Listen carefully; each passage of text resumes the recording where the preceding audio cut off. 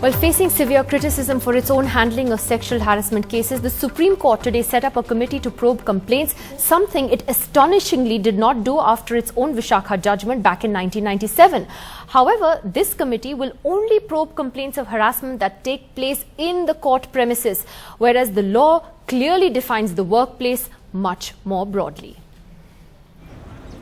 Even though the Supreme Court made it mandatory for all organizations to have an anti-sexual harassment panel in 1997, it was only today, after announcing its formation in July, that it got around to nominating members for its own panel called the Gender Sensitization and Internal Complaints Committee. They have been nominated. The Advocate on Record Association is part of Supreme Court only. Maybe by chance that the Supreme Court just overlooked, thinking that we are the people who are making this judgment. We are actually wanting the country to implement it. So we are making it. It cannot happen in our own place. You mean to say it may be an oversight? Yeah, it may be an oversight.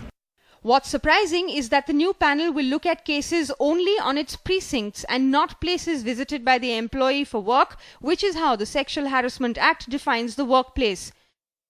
This means it will not look at the law intern's case, even though it was probably the catalyst for the setting up of the new panel, because the alleged incident happened in a hotel room.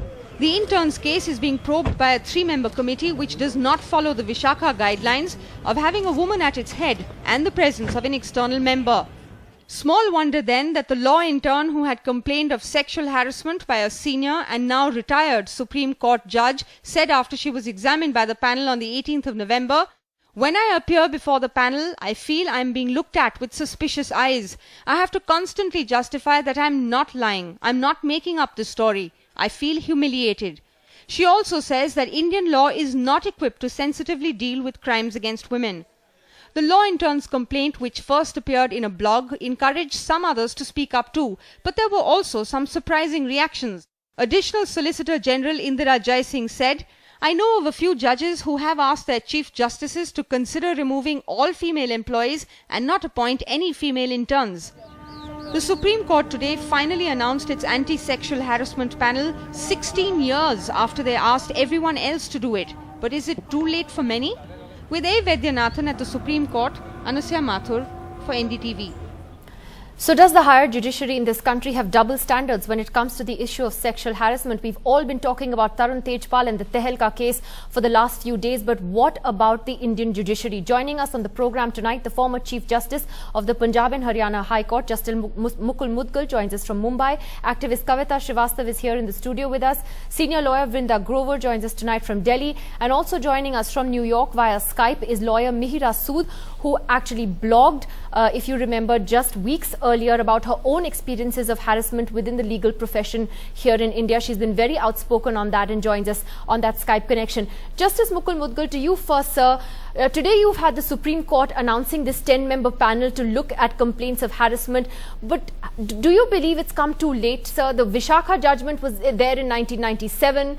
We've had the law on sexual harassment in place after that, much after that. And now, you know, the court announced this in July and has only set it up now after much criticism.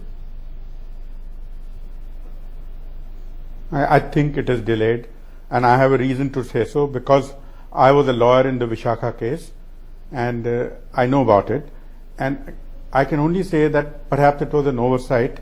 It was not deliberate, and it's been set up now, and it should have been set up soon after the 1997 judgment. But sir, was it just an oversight or a general feeling in the judiciary, and I say this with utmost respect before I'm hauled up for contempt, you know, the feeling that, you know, judges must be judged differently from others? No, I don't think so. Many high courts have set it up. Delhi High Court had set up such a committee. So you don't, so it's not that the judges should be judged differently. In fact, I think the judges should be judged by a higher standard. And the issue of the fact that this committee that has been set up by the Supreme Court today, sir, it will only look at complaints that take place on the premises of the court, whereas the workplace is defined much more broadly as far as the law is concerned. What would you say to that? I think that premises should be read to include wherever the employment or the calling takes the person. So that is a shortcoming according to you. Because that will be the true meaning of that. Yeah, it appears to be.